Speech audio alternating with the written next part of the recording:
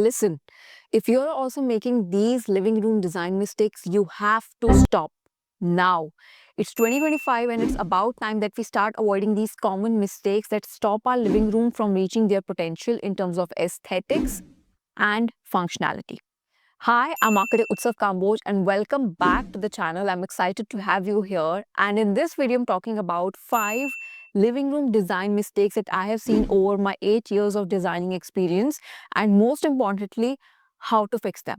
But before we get started, hit the subscribe button and turn on notifications for the best insights in interior design and architecture design. Okay, let's just get right into it. So the first one is a poorly designed layout. Why? Size really doesn't matter whether you have a small space or a large space for your living room. The layout can definitely make or break the final outcome in terms of aesthetics and functionality. Now, before you start planning the layout, you have to understand what is the purpose of the living room and design according to that purpose. You may use the living room for taking a nap on the sofa or watching the TV, but primarily the purpose of it is to be able to sit and spend time with your family, entertain guests, and basically be conversational with everyone. So make sure that the seating is also planned in a way which does justice to the purpose of the room. That is absolutely important. Now, arrange the seating at an angle that encourages comfortable conversations while naturally directing attention to the room's focal point, whether it's a gallery wall, a TV unit, a big beautiful window. Now, I can't stress this enough, but this is the most overlooked thing while creating a layout, which is not giving enough breathing room around the furniture. You need to make sure that everyone has enough space to move around the furniture pieces comfortably.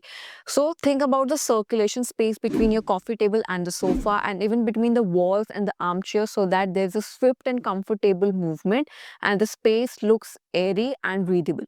A general thumb rule that I follow is at least 2 feet of walking space around the furniture, especially between the sofa and the coffee table or the main seating and the TV console. Now, the second design mistake is choosing uncomfortable and disproportionate furniture. And I completely get how these aesthetic couches and seats with low furniture we see on Pinterest are, that really attract us, but it is actually a very impractical design decision. The biggest advice that I could give you is that when it comes to choosing your furniture, don't follow trends. Try out a bunch of different furniture pieces, ensure that they're comfortable, and follow the form follows function rule. And if you like to shop online, make sure that they have a return policy, because if it's not the right fit for you, you should be able to return it to them. Because trust me, no matter how pretty the furniture is, if it is not functional and comfortable, you're not going to like it.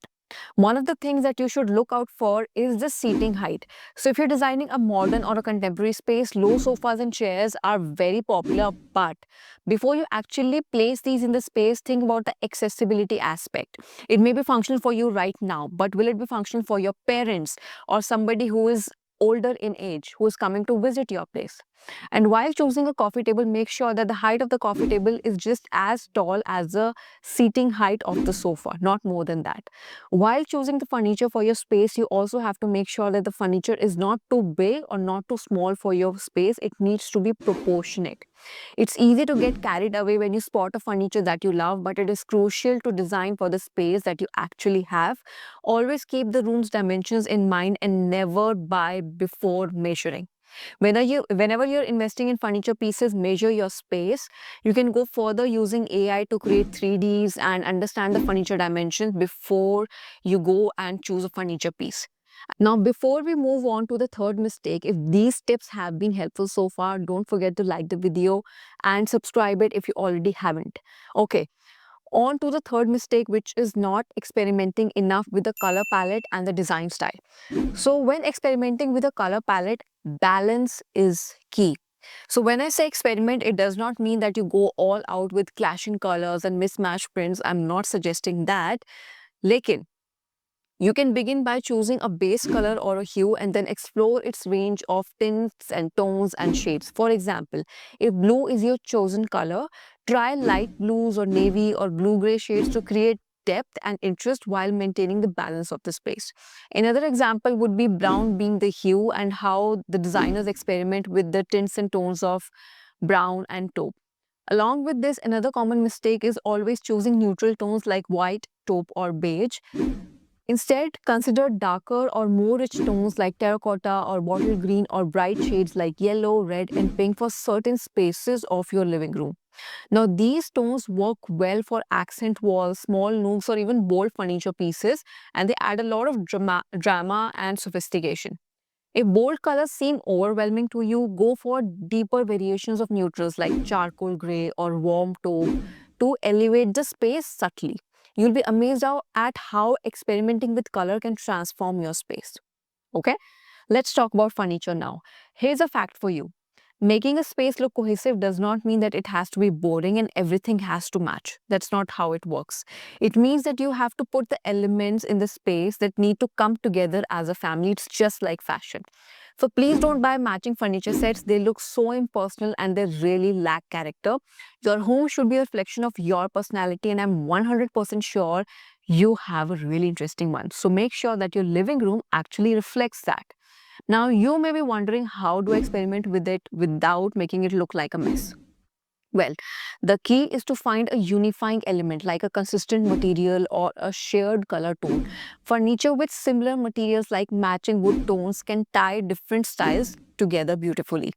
Repetition of one element is the key so that the space looks like it is designed intentionally, but it is also not isolated or odd one out. It introduces variety of texture to the space so that it doesn't look flat or monotonous as well. Now, the fourth living room mistake is not layering your lighting. So, if you have seen my series on Instagram, Things in My Home That Just Make Sense, you know I am a huge fan of layered lighting. And you have, I'll just link it in the description below for you to check out. Because believe it or not, while designing a space, the lighting you choose is just as important as the layout. Because playing around with temperature, heights, and different kind of lighting creates the perfect ambience and the perfect balance in a living room. If the lighting is dingy and dull, then no matter how well the living room is decorated, it is not going to look aesthetic. So you need a combination of ambient, task, and accent lighting for the space for it to look balanced. If it sounds complicated, just let me break it down for you in simpler terms.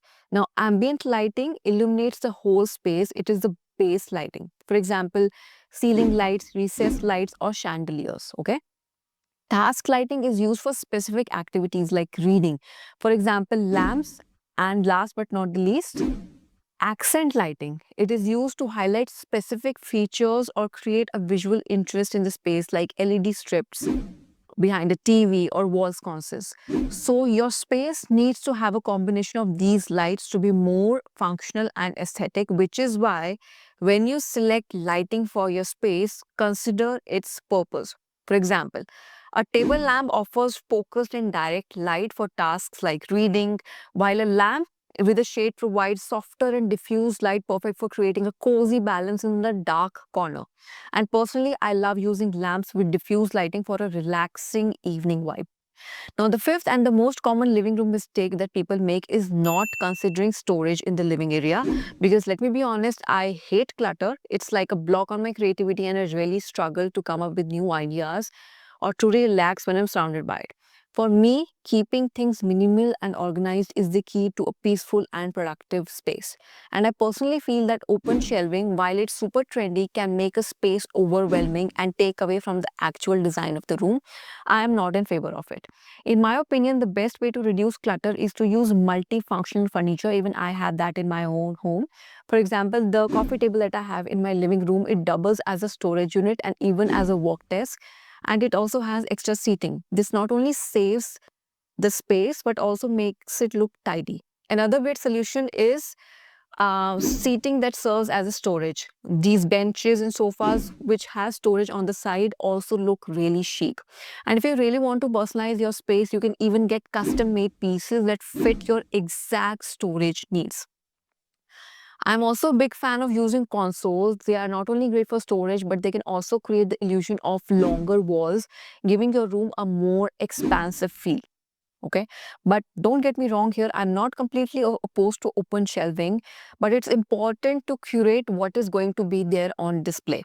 Think of it as if you're showcasing a hand-picked selection of meaningful items like photo frames, books, or even some sculptural pieces that bring joy and personality to your space. It's not about just cramming everything you own onto the shelf, but rather being intentional about the items that you choose to display on the shelves. And there you have it. The top 5 living room design mistakes that you need to avoid in 2025.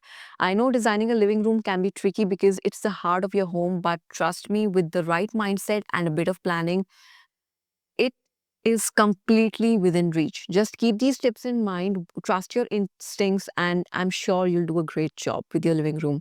If you'd love to dive deeper into design tips and want to explore more spaces, leave your suggestions in the comments below and I'll make sure to make videos on them.